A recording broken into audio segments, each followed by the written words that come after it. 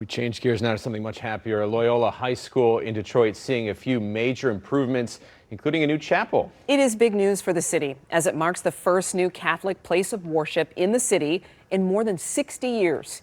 7 News Detroit reporter Jolie Sherman takes us inside and shows us what the new chapel will bring to the community.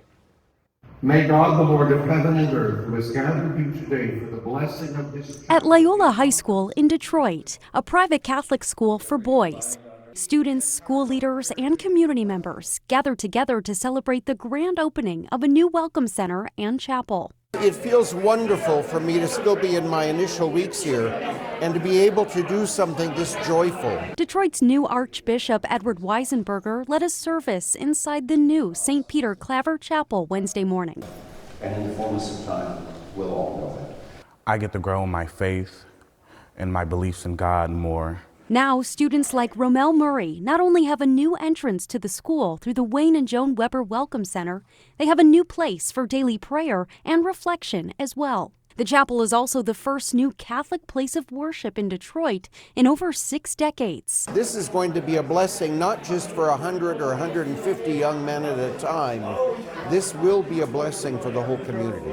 Dr. Deborah Richardson Phillips, Loyola's first female school president, agrees. Absolutely. Loyola High School is part of the revitalization of the Detroit area. I mean, we are a pillar in the community. We've always been here.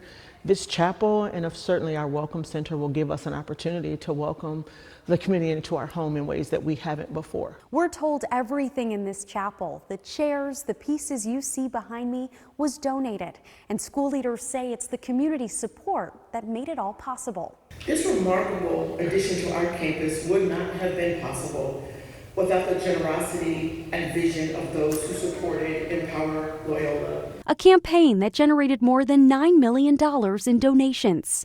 Cynthia Weber-Helisek was one of those donors. It took no thoughts whatsoever to say yes to the project. The Wayne and Joan Weber Welcome Center is actually named after her aunt and uncle, who were big supporters of Loyola High School, and so is she. Most importantly, I want the boys to know here, the students to know that they are very valued in this space and they deserve a beautiful space to learn in. Jolie Sherman, 7 News, Detroit. Thank you, Jolie.